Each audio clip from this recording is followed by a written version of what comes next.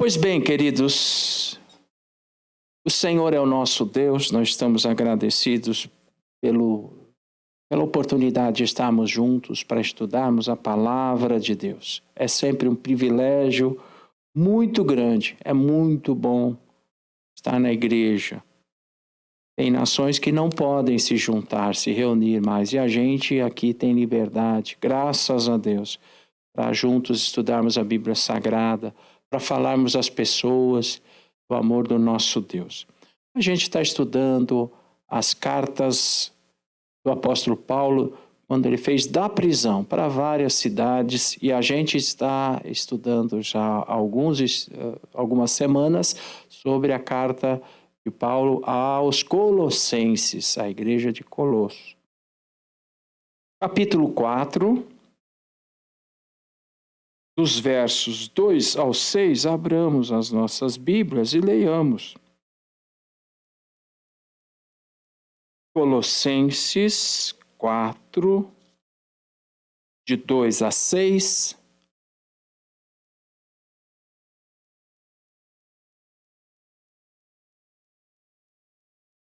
Perseverai em oração, velando nela com ação de graças, orando também, juntamente por nós, para que Deus nos abra a porta da palavra, a fim de falarmos do mistério de Cristo, pelo qual estou também preso, para que o manifeste como me convém falar. Andai com sabedoria para com os que estão de fora, remindo o tempo. A vossa palavra seja sempre agradável, temperada com sal, para que saibais como vos convém responder a cada um. Amém. Amém. Queridas irmãs, queridos irmãos, apóstolo Paulo em prisão, já em Roma, ele preso, espalha cartas pelas igrejas e sabendo de dificuldades, de problemas, e ele exortava esses irmãos. Interessante porque hoje a gente tem... Eu estava lendo um comentarista, ele expressava assim, né? Hoje a gente tem nas cadeias pessoas que, de uma ou de outra forma, espalham maldades, instruem maldades, né? São verdadeiras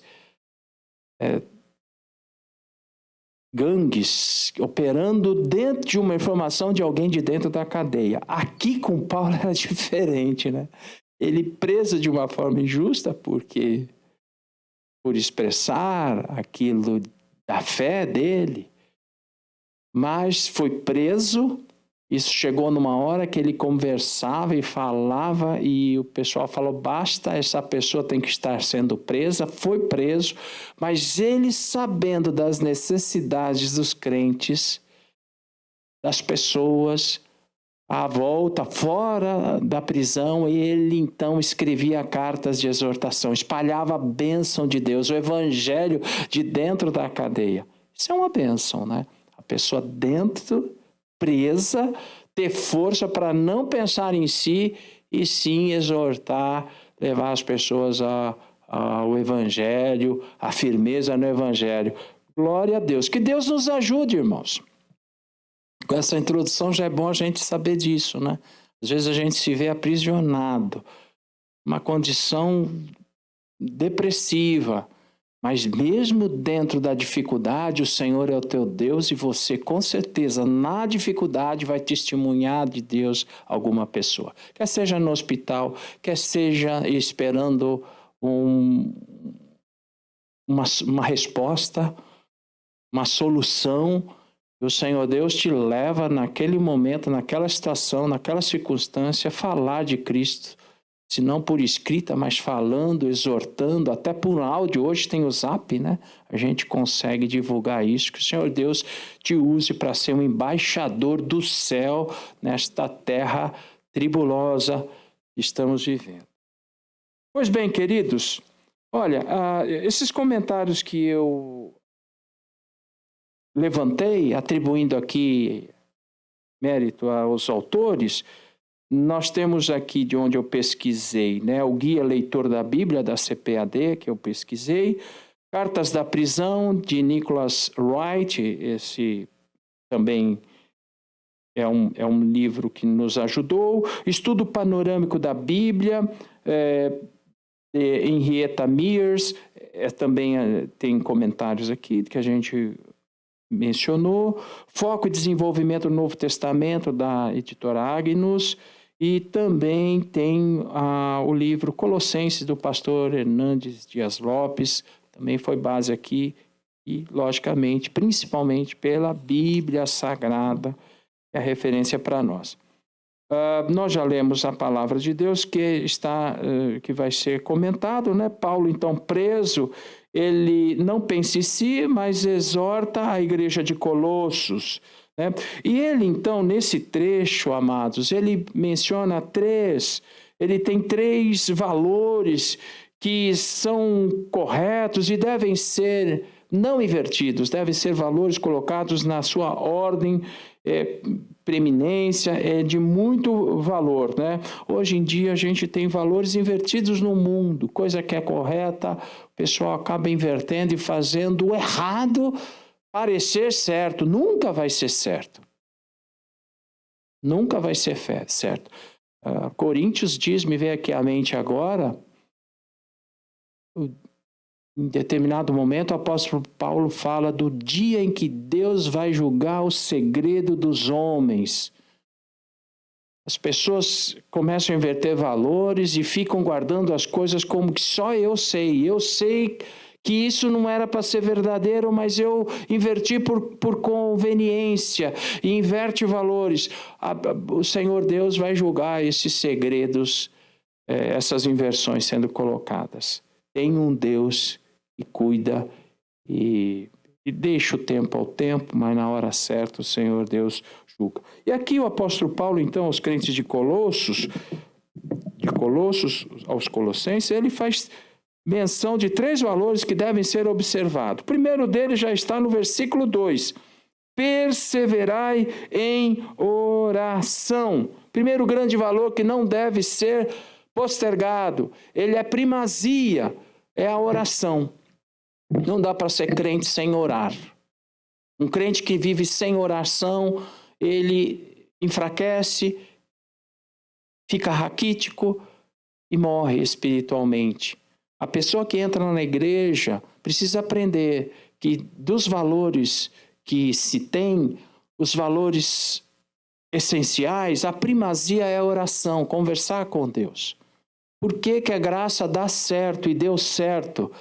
Só Deus sabe, mas uma das coisas que a gente observa é que o véu do templo foi rasgado. Então a gente pode conversar com o Senhor nosso Deus. Isso é uma bênção. Nós não precisamos de mediadores, né? Embora tenhamos sacerdotes na igreja, pessoas que compram a nossa briga, compram a nossa dificuldade, a nossa tribulação e oram por nós, temos, mas o caminho está aberto. Nós não precisamos esperar o pastor da igreja nos ajudar em oração, a dirigente do círculo de oração. Não precisa esperar o irmão de mais tempo na igreja. Não!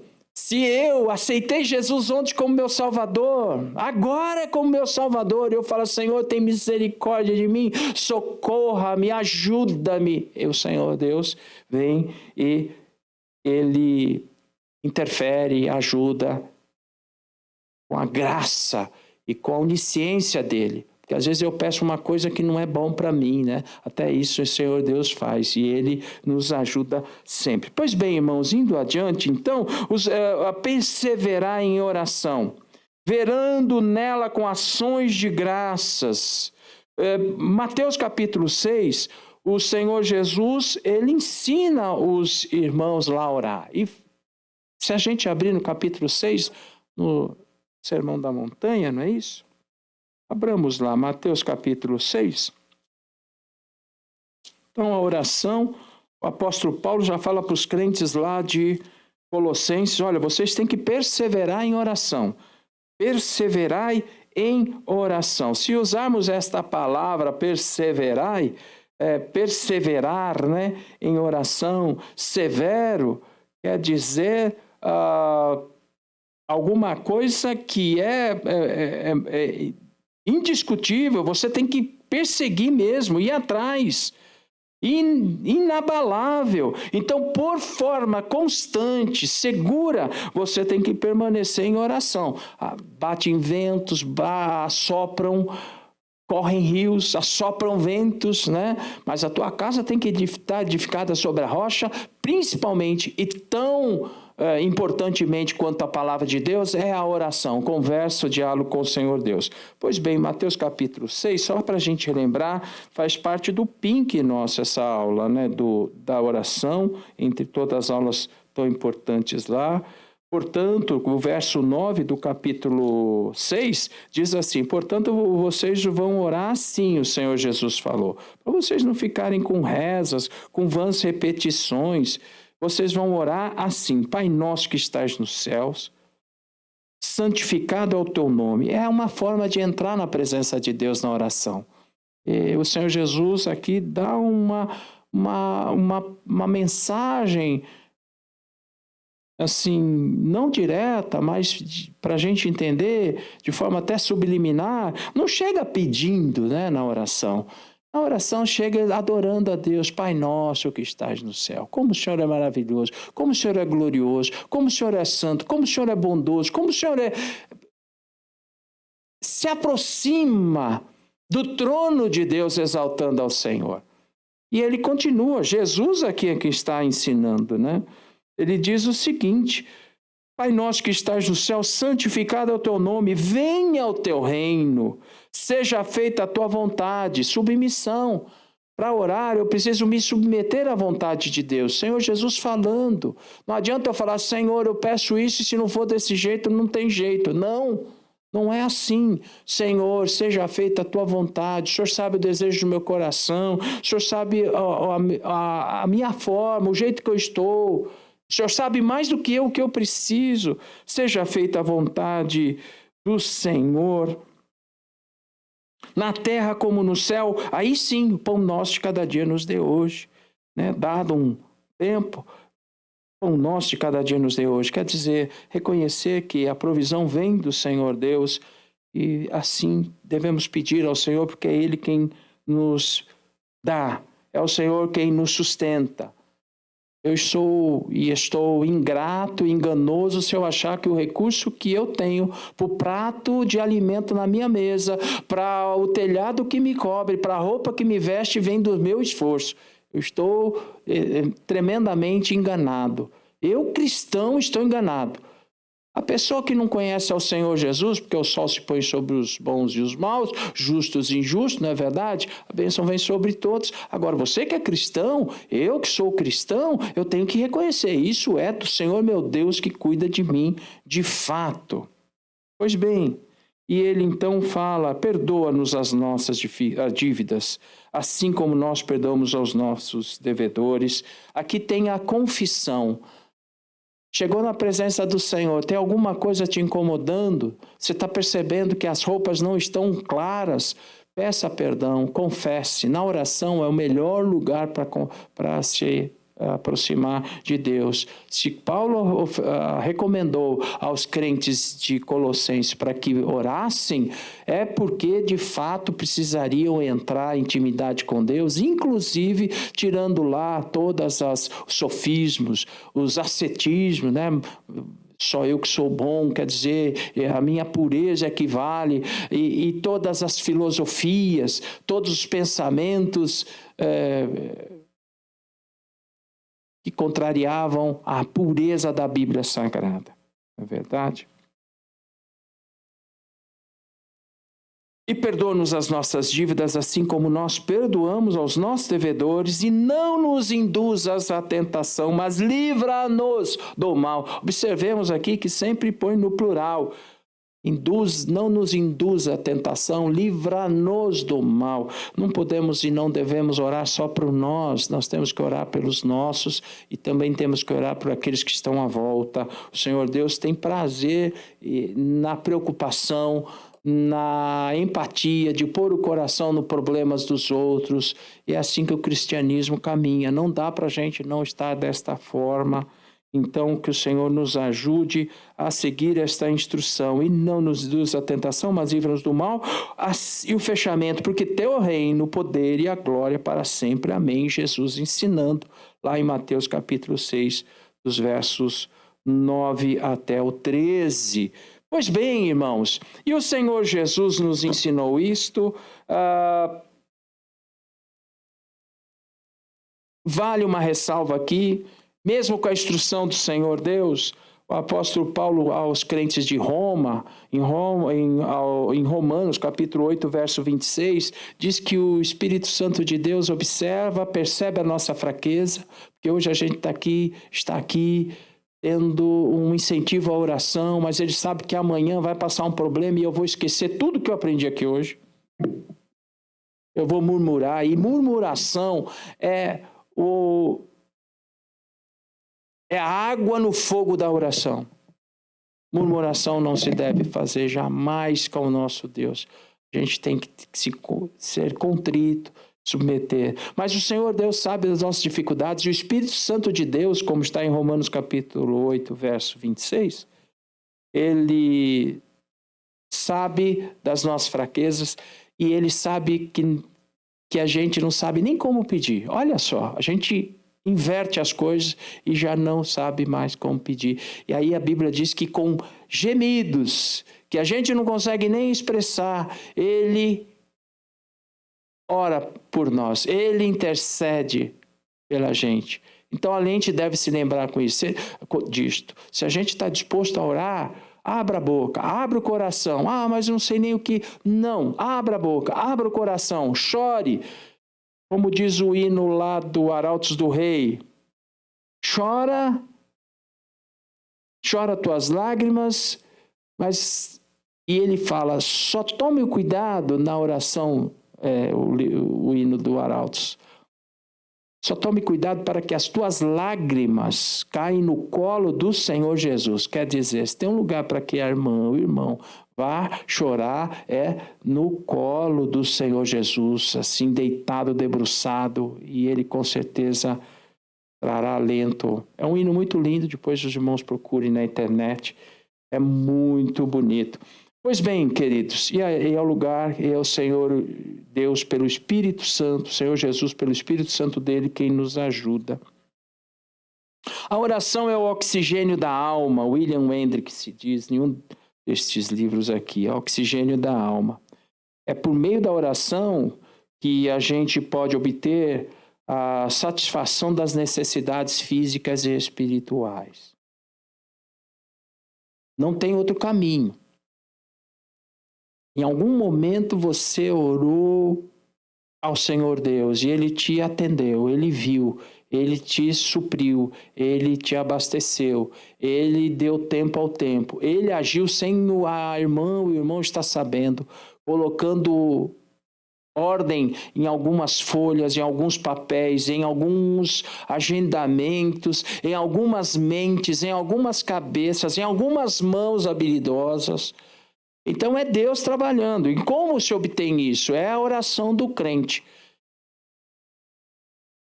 E às vezes eu oro sem estar percebendo que eu estou orando, hein? Tem isso. Eu não estou dobrando o joelho, eu não estou num momento assim até bem reverente, mas eu estou expressando minha oração. Senhor, tem misericórdia desse problema que me ajuda. Tem misericórdia, ajuda, Senhor. E o Senhor Deus é um Deus que historicamente cuida do crente no trajeto dele, no percurso dele. Não é? E na oração também a gente encontra a força para combater o inimigo, né? Confessar os nossos pecados, como a gente viu na oração que o Senhor Jesus ensinou a gente, em Mateus 6. e é um instrumento da qual almas agradecidas adoram a Deus. Ou seja, o trono de Deus. Então existe no altar, que é o seu coração. Teu coração é um altar. Você oferece sacrifícios a Deus. Então teu coração é um trono, é um altar. Esse altar está ligado ao trono de Deus. E esse trono de Deus, que é exatamente aonde o Senhor Deus, o Senhor Jesus, o Espírito Santo de Deus ligado no trono do Senhor, ele pega e com a nossa oração alcança o trono de Deus e ele aciona qualquer lugar do planeta, irmãos. Como o salmista diz, se for no fundo do mar, ele encontra, ele vasculha, ele acha, até no alto céu de igual forma. Então, na oração que o crente consegue êxito em tudo que o Senhor Deus quer propiciar ao crente. E com a meta principal, saibamos disso, a meta principal do Senhor Jesus é levar minha alma ao céu. Ele vai trabalhar para que eu esteja bem aqui, em todo o tempo. Não quer dizer que não tenha uma dor, uma dificuldade, um transtorno, vai ter. Mas ele vai querer que eu trabalhe bem aqui. Mas a primazia, o primordial é guardar minha alma para a eternidade. Se tiver que entrar em algum sacrifício, vai ser a perda do conforto terreno, para que o conforto eterno prevaleça. Isso é bíblico, isso é de Deus, isso é fato. Até porque, irmãos, o que é 70 anos aqui, aumentou um pouquinho a expectativa do brasileiro, né? Está em 80, né? O que são 80 anos aqui comparado à eternidade? Então, o Senhor Deus, ele usa desses 80 anos para que você chegue ao conhecimento de Jesus como teu Salvador e tenha eternidade com ele, com o Senhor Deus. O apóstolo Paulo, então, começa aqui falando com os crentes de Colossos, pondo algumas características da oração. E isso que a gente deve observar. Deixa eu até pôr uma marcação aqui. Olha, a característica da oração. A primeira, né? A oração deve ser perseverante. Perseverai. Perseverar, essa palavra etimologicamente falando, né? Severar, severo, de forma severa, por severidade, ou seja, por meio da ferramenta severidade, severidade no dicionário, cabal, rigoroso, inflexível. Então, tem uma coisa que o irmão, a irmã não pode perder, não pode deixar de ter, é a ligação com o Senhor Deus pela oração. Isso não pode deixar de existir. Podem te prender num calabouço, até próximo da ausência de ar para respirar.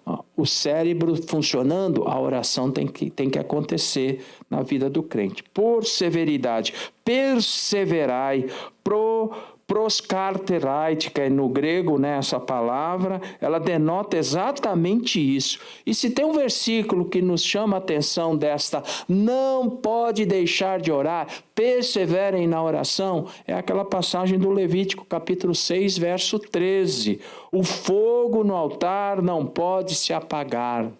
Lembram dessa passagem? Da edificação do altar? Olha, de todas as observações lá do Levítico, capítulo 6, verso 13. Vamos abrir a Bíblia e ler? Nós temos algum tempinho, é um versículo muito gostoso de ser lido.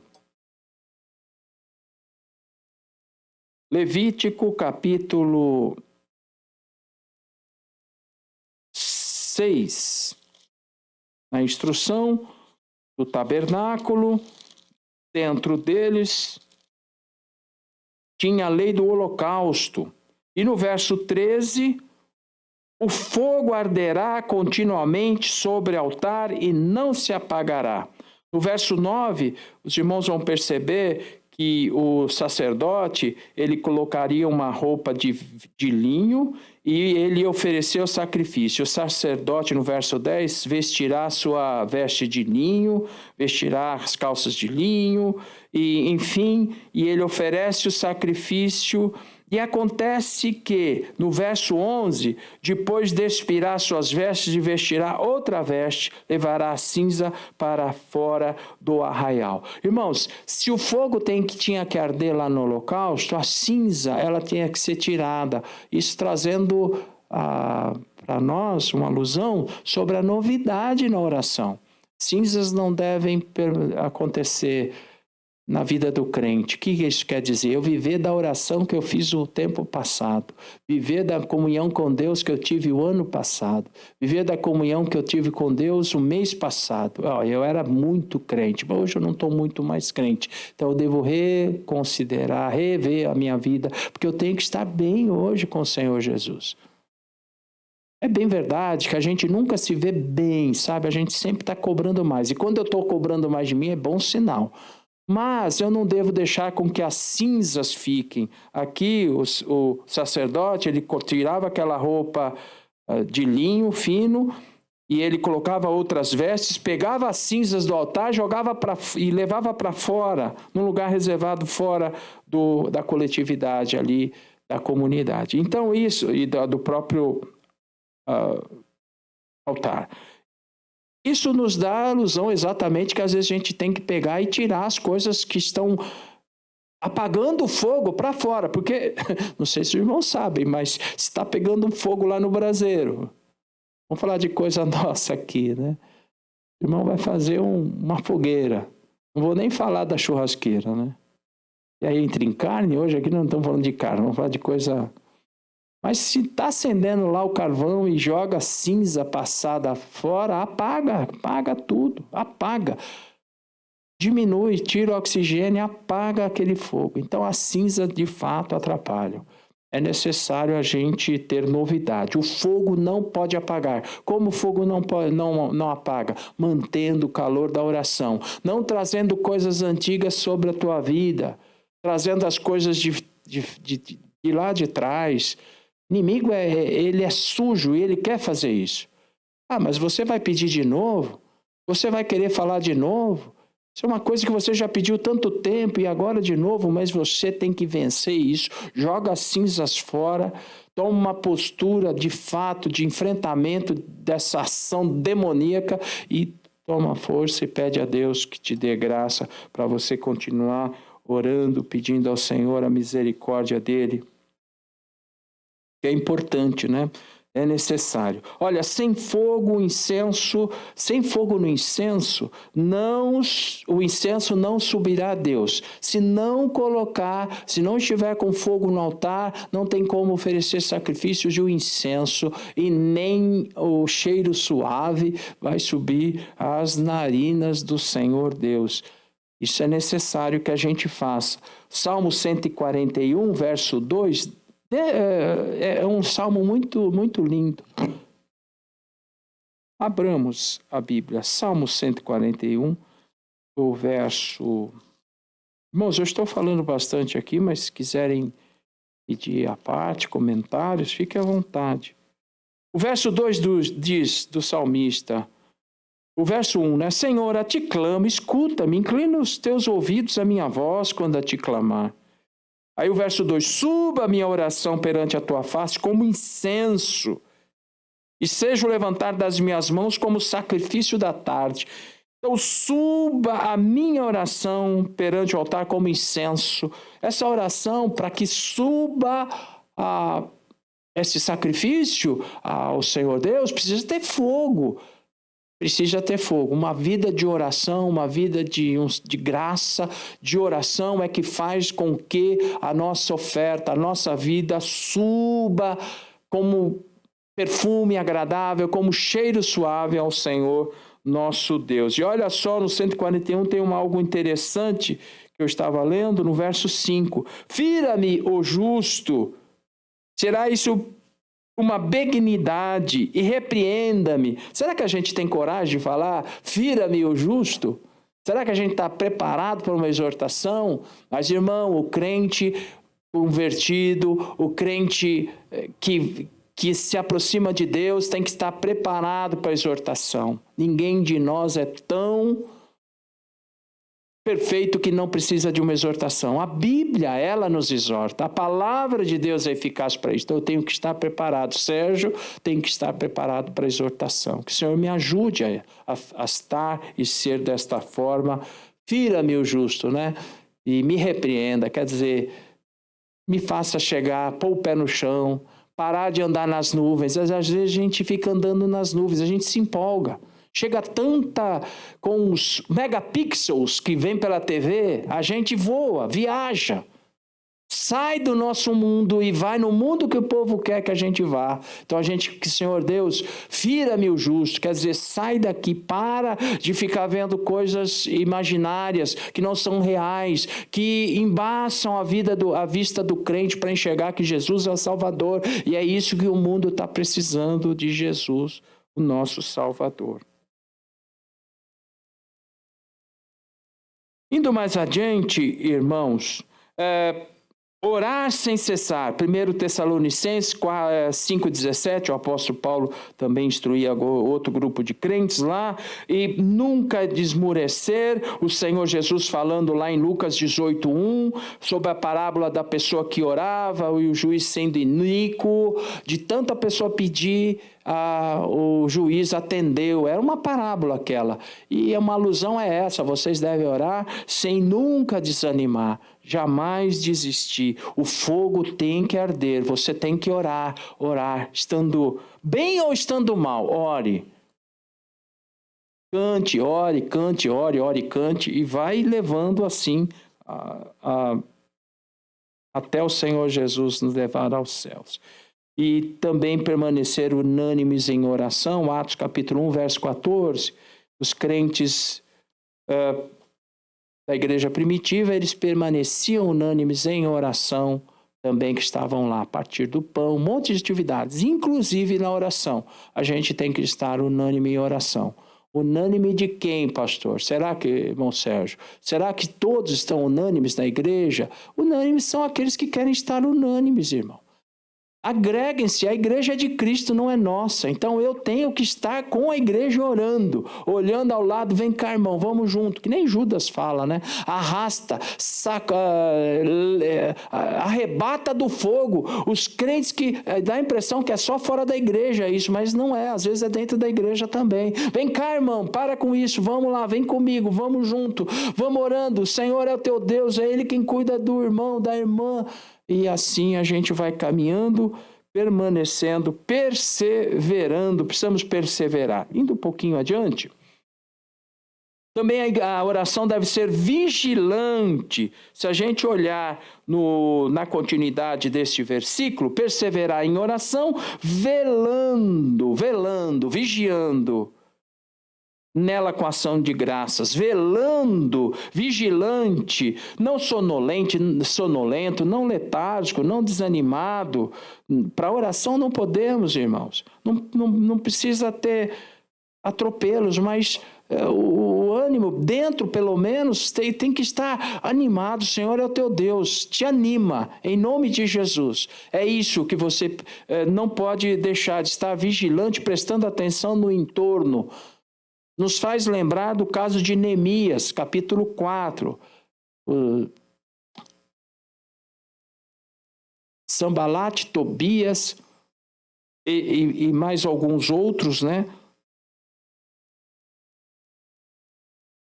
Começaram a querer distrair Neemias, dizendo que eles não conseguiriam reconstruir os muros. Não iriam construir. Você está com essa história. E pregaram até mentiras, dizendo que eles estavam com rebelião contra o império. Vocês estão sendo rebeldes. E, na verdade, não era nada disso. Queriam distrair. E Neemias, então, no capítulo 4, nos versos 9 e no verso 17, eles começaram a colocar guarda sobre Ananias, sobre Sanbalate e e olhando, guardando o tempo todo. E além de colocar em guarda, se nós olharmos no verso 17, eles continuaram a obra com uma mão com a arma e outra mão com a ferramenta de trabalho para a construção dos muros. Isso nos faz observar, irmãos, que a gente não pode parar de olhar à volta, de estar atento, de estar perceptivo, a sensibilidade. Que o Senhor Deus nos dê graça para que a gente tenha o discernimento do céu. Quando a gente aceita Jesus, o Espírito Santo de Deus vem na nossa vida, a gente já tem o discernimento do crente, de Deus na vida do crente. Tem o discernimento como dom, mencionado lá no 1 Coríntios capítulo 9, se não me falha a memória, são os dons espirituais, está lá, dom de discernir os espíritos. Mas o discernimento do crente tem que acontecer, tem que estar atinado, perceptivo. Então, orando e percebendo o que é de Deus e o que não é de Deus. Ligação direta na oração com o Pai, para saber se aquilo é dele ou não. Então a gente submete ao filtro da Bíblia, conversando com Deus na oração, estando vigilante. Então a oração, ela é vigilante, como aqui diz, vigiando, né? A oração também deve ser agradecida. Olha, velando nela com ações ou ação de graças.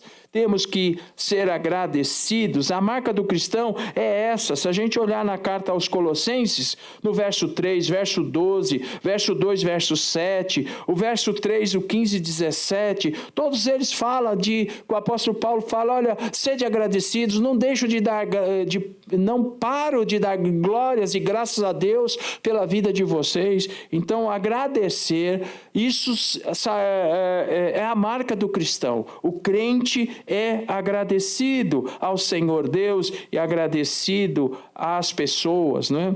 Paulo era preso, mas o coração estava cheio de gratidão. Os pés estavam no tronco, mas a mente permanecia no céu. Aleluia! O mundo pode prender seu pé aqui, né? O mundo pode prender às vezes a mão, pode prender até a boca. Mas a mente sua tem que estar com o Senhor Jesus. É muito gratificante a gente ouvir o testemunho de pessoas que estavam no leito da morte, quase que sem expressão de vida, quase sem sinais vitais, e no momento de oração uma lágrima desce, um olho expressa um sinal de que está entendendo, quer dizer, a mente está trabalhando, né? É Deus, maravilhosamente Deus, que é o dono da nossa vida. Irmãos, não temamos nada. O Senhor é o nosso Deus, o Senhor está conosco. Olha, e também a gente não deve ter murmuração, como já falamos, é inimiga da oração. E a gente, sabendo que se a gente confiar na providência divina, ela põe em nossos lábios louvor. E o louvor, irmãos, não é o resultado da vitória. Eu só vou louvar depois que eu ter a vitória. Não, é o louvor que promove, que provoca, que causa a vitória. Temos um exemplo disso na Bíblia. Vários, mas um deles marcante, Josafá. Lembra? Josafá, ele estava numa dificuldade enorme num determinado momento.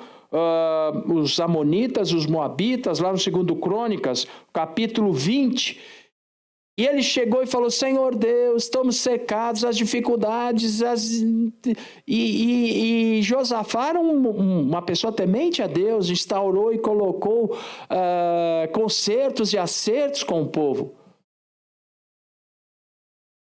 de Judá. E o que acontece? Olha, nessa batalha, o Senhor falando para eles, vocês não temam, não se assustem, nesta batalha vocês não têm que temer, não têm que pelejar, vocês estejam de pé e vocês vão ver o livramento do Senhor Deus. E no verso de número 22, alguém achou para ler? Melhor eu lendo aqui, porque tem a questão da gravação, né? Então vamos ler aqui 2 Crônicas,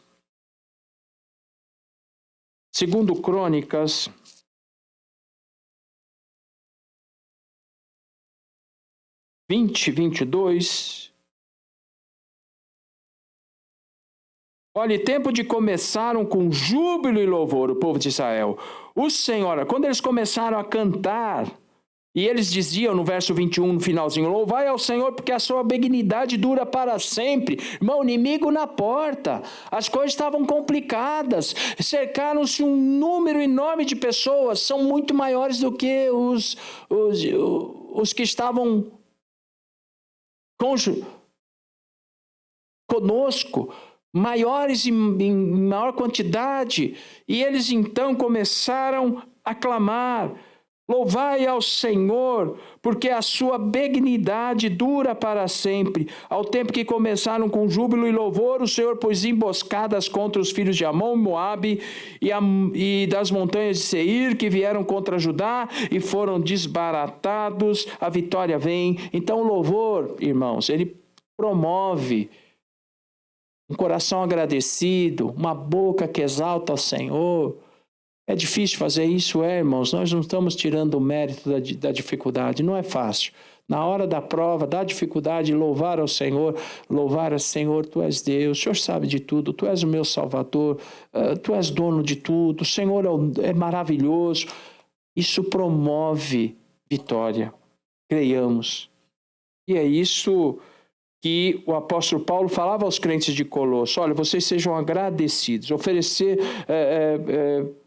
perseverar em oração, e vocês vigiem em gratidão e também ofereçam sacrifício de louvor ao Senhor, com gratidão, com ação de graças, né? A oração também ela deve ser intercessória. Se nós observarmos no verso de número 3, orando também juntamente por nós. Paulo falava, vocês, crentes de Colossos, orem por nós, para que Deus nos abra a porta da palavra. Orem por nós, pedir a oração. Então a oração é intercessória, orando por nós juntamente.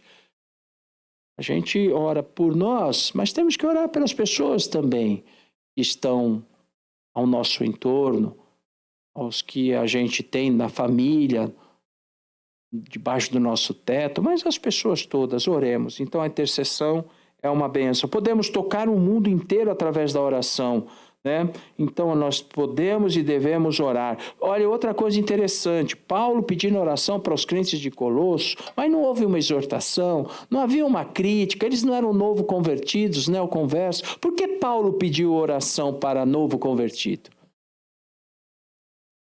Porque a oração do novo convertido, genuína, tem tanto valor como o do antigo convertido.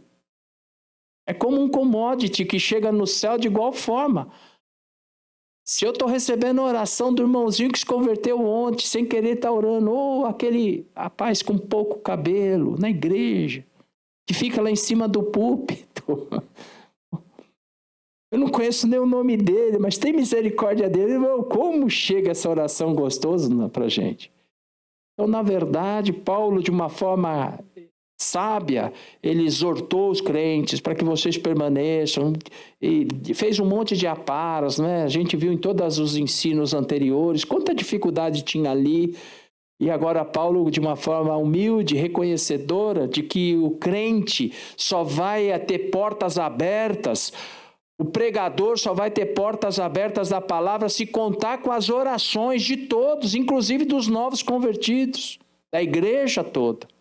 Que o Senhor nos ajude. Então, irmão, irmão que está em casa, a sua oração tem valor, continue orando por todos.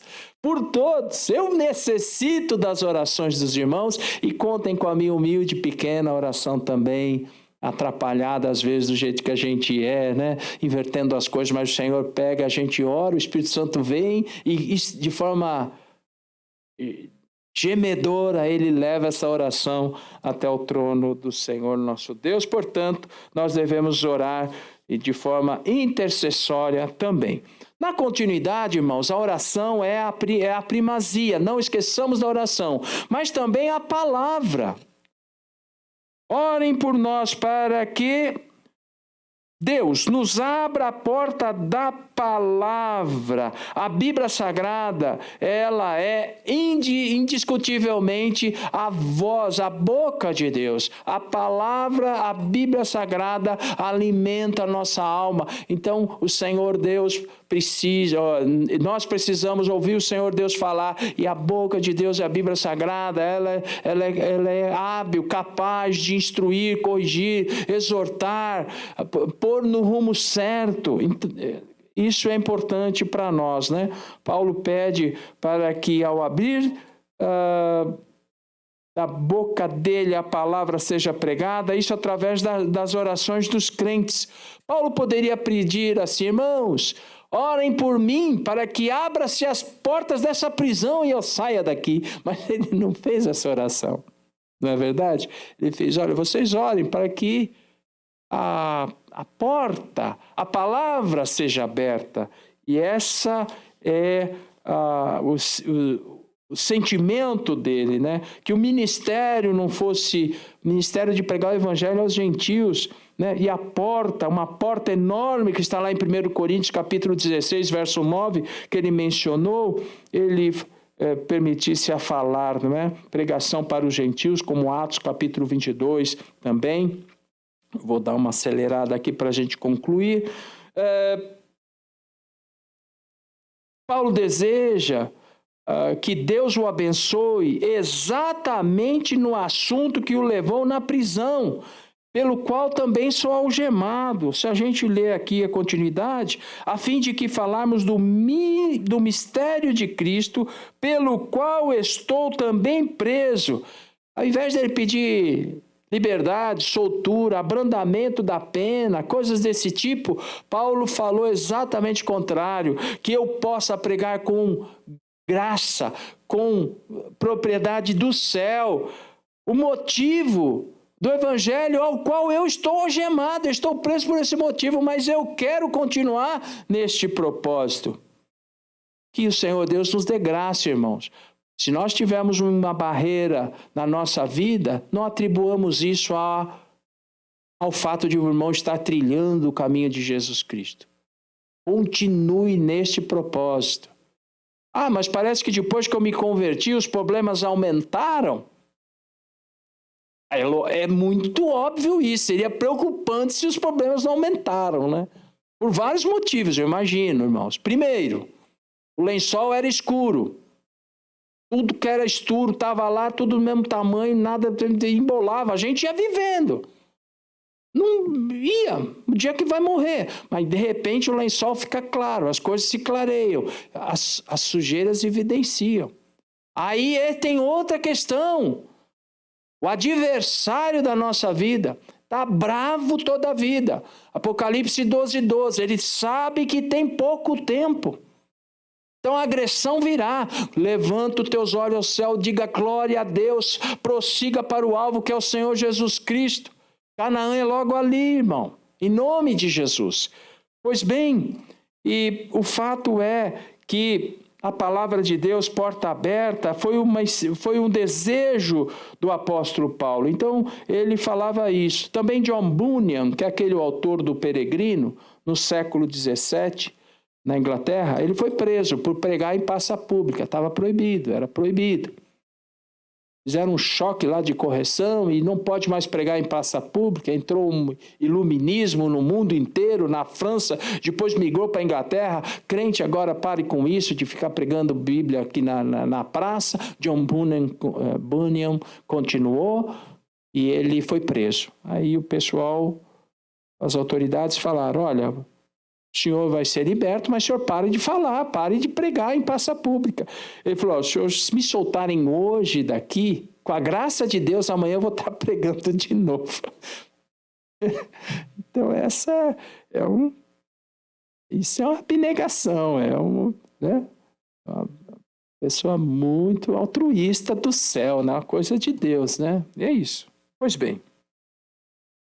Então a palavra de Deus, ela é uma bênção, é a espada de Deus, ela penetra, né? E quem abre a porta da palavra, pelo que Paulo está dizendo, é exatamente a oração dos crentes, né? Não dá para a gente pregar a Bíblia sem estar orando. E não dá para estar orando sem estar em comunhão com a palavra de Deus que vem para nós com as exortações e as correções da Bíblia Sagrada. Não dá para desvincular. Ah, irmão, qual o ministério do irmão? Ah, eu sou mais de oração, eu sou mais de Bíblia. Ok, a gente tem mais quedas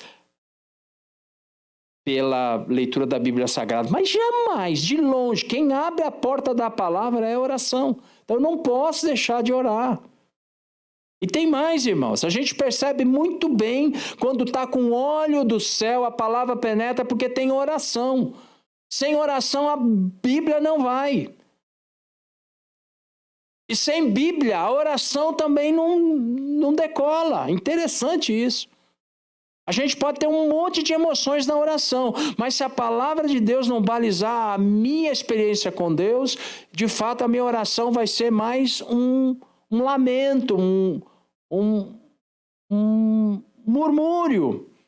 Então que o Senhor Deus nos dê graça para pela Bíblia Sagrada engajarmos para a oração e pela oração as portas da palavra serem abertas tanto na minha mente, na minha humilde pessoa como pregador. Eu estou dizendo a minha, nossa, né? Porque a gente é desafiado a pregar o evangelho todo instante, né? Então que o Senhor nos ajude a estar dentro dessa condição. E o apóstolo Paulo trouxe isso para os crentes de Colosso, de forma assim bem enfática, e a gente pode perceber isso. Pois bem, a Bíblia Sagrada, então, é algo, a palavra é algo maravilhoso, precisa estar sendo colocado na sua importância, que de fato é. Indo mais adiante, irmãos, tem uma terceira recomendação do apóstolo Paulo. Preso, ele ainda recomendava os crentes, no verso 5, andai com sabedoria para com os que estão de fora, remindo o tempo. Andai com sabedoria com os que estão de fora, remindo o tempo. A vossa palavra seja sempre agradável, temperada com sal, para que saibais como vos convém responder a cada um. Olha que bênção, Paulo na prisão, próximo da morte, ele faz uma carta com tamanha riqueza. Olha, vocês orem, vocês valorizem a oração e a palavra de Deus que já chegou no coração de vocês, como lá no capítulo 1 ele fala, que a fé de vocês foi tocada pela palavra do evangelho que chegou ao coração de vocês. Além disto, da oração, da Bíblia Sagrada, não se esqueçam do testemunho, de pregar o evangelho às pessoas que estão à volta de vocês. Andai com sabedoria para os que estão de fora. Os rabinos do judaísmo, eles usavam essa expressão, os de fora, para falar do judaísmo. E isso migrou para o cristianismo da igreja primitiva. Então, os fora, os não cristãos, era também usado esse termo, os de fora, né? De fora do cristianismo. Interessante isso, né? O nosso querido irmão Nicholas Thomas Wright, ele fez um estudioso, ele trouxe essa informação riquíssima. E olha, os de fora, andai com sabedoria para os não cristãos.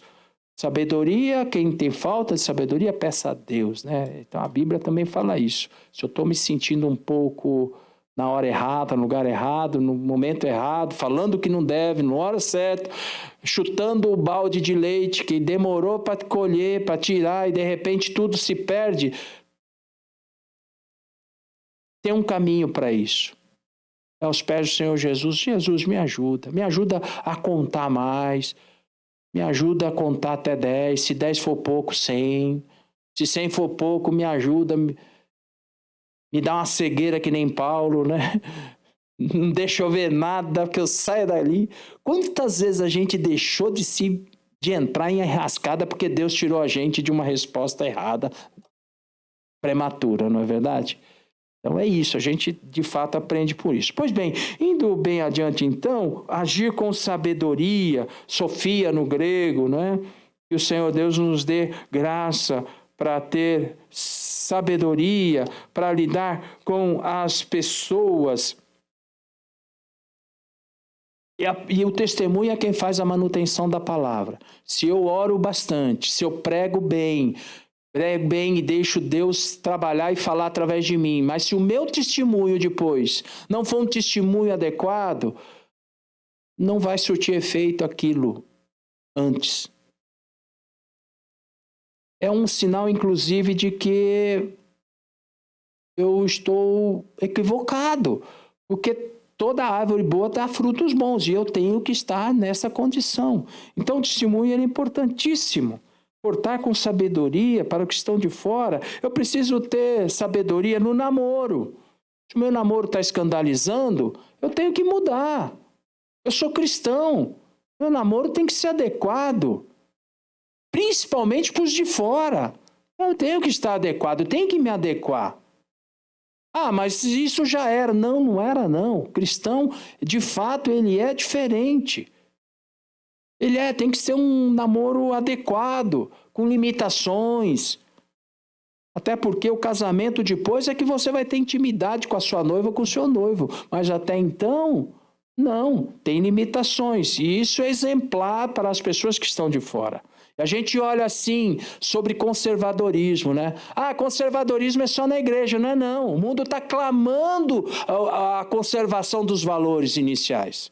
Conservação da família. Conservação dos bons tratos, da boa fala. Aquela história de saber o porte. Eu estou na casa da pessoa, vou respeitar como entrar. Lidar o senhor de senhor, a senhora de senhora, a pessoa mais de idade, tratar com respeito, isso é bíblico, isso é conservadorismo e tem que ser dessa forma. O cristianismo é dessa forma e as pessoas aí fora clamam por isso, uma grande maioria esmagadora delas. Grande maioria esmagadora delas. O mundo quer pregar o contrário, mas a Bíblia tem que prevalecer. O namoro, o casamento. Casamento exemplar. Ah, mas casamento tem outro formato hoje. Não tem não. Casou, uniu. Que o Senhor Deus uniu, não separa o homem. É a morte que vai separar. Tem outros motivos que são escusos à nossa fala aqui? Tem, são coisas excepcionais, mas casamento é trabalho. Amanhã vamos ter um aqui, né? Nosso querido Felipe com a irmã Nara, estão todos animados, mas é isso. Casamento é trabalho. E é assim, e é gostoso, é de Deus, é uma bênção, mas dá trabalho. Não é? É assim. Pois bem, negócios. Os negócios são assim, é correto. Você fez um produto bom, agregou valor, tem um preço, é justo, é isso mesmo, tem oferta e procura que regula isso. Seu preço está adequado, tem comprador para aquilo, tá bom, vai que Deus te abençoe. É assim, é uma bênção. Agora, o que não é correto é desviar, procurar atalhos, desvios, não recolher os impostos adequados. Se o meu produto com o imposto não está sobrevivendo, eu devo repensar, mudo de negócio, porque com o imposto tem que ser saudável, tem que ter a margem. Desculpa eu falar isso, irmãos, parece uma coisa até fora do cabimento, mas é assim. Por que as coisas começam a ficar claras? Porque o que é imposto tem que ser claro, o que tem que ser colocado tem que ser colocado. E também temos que cobrar as nossas autoridades para que usem o dinheiro do imposto de forma adequada. Para que retornem bem. Temos que saber votar bem.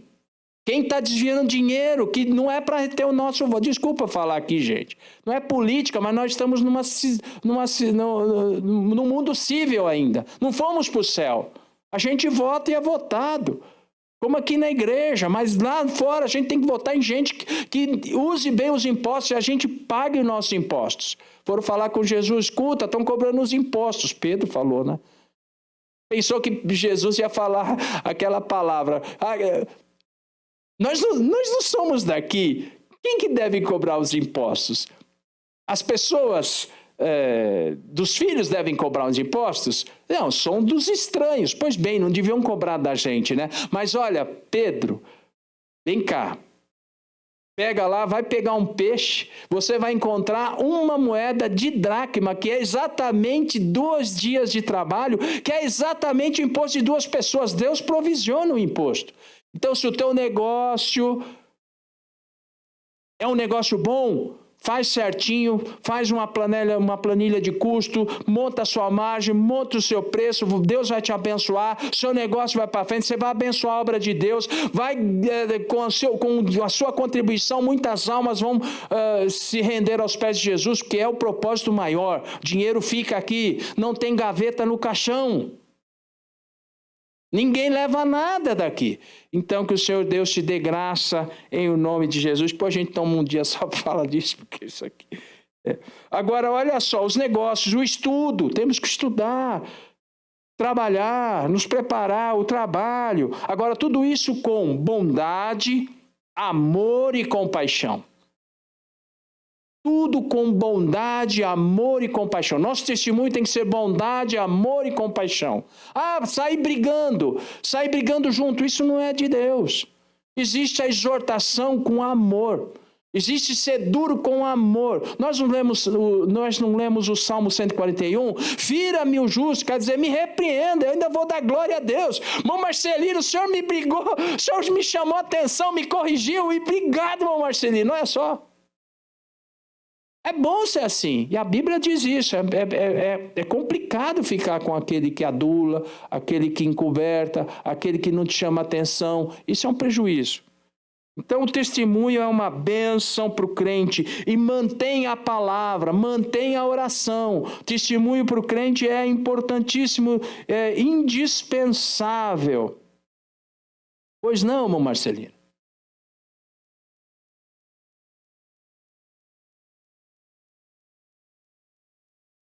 Deixa eu abrir aqui para ler no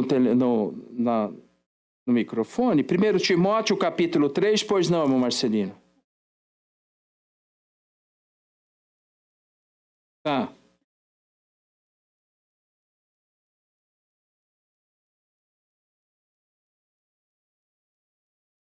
Onde o senhor está lendo? Qual versículo? Ah, tá.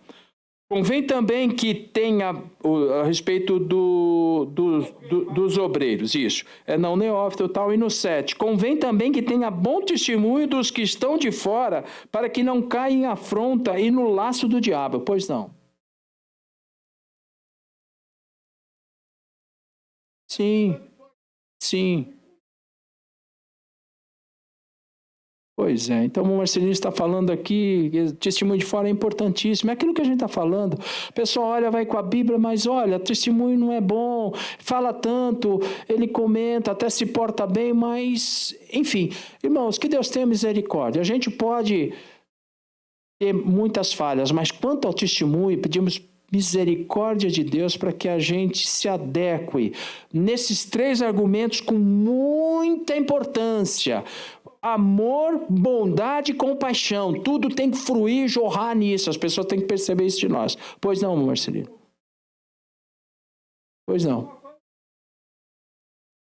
Pois não.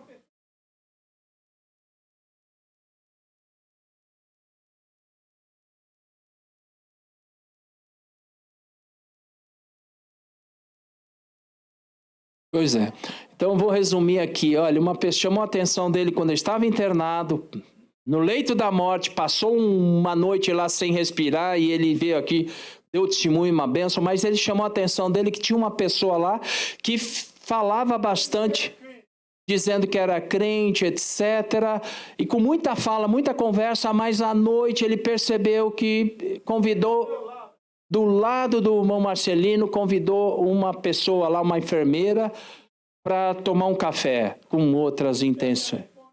Deu o telefone. Então tá aí, irmãos, olha, isso para um crente, né? Então, que o Senhor Deus nos dê misericordiosa graça, para que a gente não entre por esse caminho, porque senão desfaz tudo. É o leite colhido no balde, que deu trabalho, não é? A gente vai e chuta aquilo, em nome de Jesus. O Senhor é quem guarda a gente. Indo mais adiante, agora de forma finalizadora, os irmãos tenham mais paciência comigo, em 2 minutos eu creio que a gente finaliza. aproveitar as oportunidades, né? Esta remindo tempo, na verdade, aí tem algumas palavras no grego, que é o exagorazomenoi, agora, é exatamente a palavra mercado, e intensamente, tirar com velocidade, extrair as oportunidades aqui, que no caso é kairos. A gente sempre fala kairos versus cronos, e o kairos aqui no caso é oportunidade, porque é o tempo de Deus. Então não é nem minuto, nem horas, nem dias, mas é a oportunidade, tempo oportuno. Então o Senhor Deus nos instrui para que a gente não perca as oportunidades. O apóstolo Paulo ganhou os crentes, ou ganhou pessoas na prisão da casa de César. Lembra lá, Filipenses capítulo 4, 22? Olha, saúdam vocês todos os crentes, em especial os da casa de César. Quer dizer, ele não parou de pregar o evangelho. O Senhor Deus nos dê graça para a gente aproveitar todos os momentos. A gente tem que estar perceptível. Eu não sei se os irmãos já tiveram essa experiência. É triste quando a gente passa um minuto e depois fala, meu Deus, essa pessoa estava pedindo para eu falar de Jesus para ela e eu deixei passar. Onde eu acho essa pessoa agora? Isso é que o Sérgio estava desligado. Então, que o Senhor nos dê graça para, na nossa Ferreira de Almeida, remindo o tempo, aproveitando as oportunidades. No original, é o ensino que quer nos falar. Então, que o Senhor Deus nos dê graça com testemunhos para aproveitar as oportunidades e ter a palavra certa na hora certa. Ter a palavra certa na hora certa é o temperado com sal. Irmãos, nós não devemos livrar da responsabilidade de pregar o evangelho. Não basta dizer para a pessoa, você vai para o inferno e pronto. Não é assim. O Senhor Deus nos dê graça para que a gente, com amor, com graça, conduza, favoreça essa pessoa a encontrar caminhos que o levem a conhecer Jesus. Talvez em vários encontros. A gente quer resolver tudo num encontro só. Como o pastor Ramos saudoso falava com bastante frequência, comer 1 quilo de sal junto, um montão de sal junto. Então se proponha, dê tempo, deixa o Espírito Santo de Deus trabalhar, uma palavrinha hoje, uma reclamação amanhã, não tem problema, você absorve aquilo e deixa, aí leva outra vez uma palavra, e o Senhor Deus é quem faz a obra, e a gente tem que correr, como 1 Coríntios capítulo 9, verso 24, correr de forma que alcance a vitória. Não adianta a gente sair correndo, os irmãos observam, né, a São Silvestre, pelotão de saída nunca é o que ganha, né, raramente. Tem aqueles que dão tudo de si, e depois, talvez para sair na foto no início, depois nunca mais, não ganhou. E tem o pelotão do meio. O irmão tem que correr no meio, irmão. Tem que correr no meio da igreja. Não sai correndo na frente, também não fica para trás. Fique no pelotão, vá junto. Correr de forma que vá alcançar. Amém, queridos? Obrigado pela vossa paciência. Que Deus abençoe em o nome do Senhor Jesus Cristo. Semana que vem a gente continua. Queridos. Pastor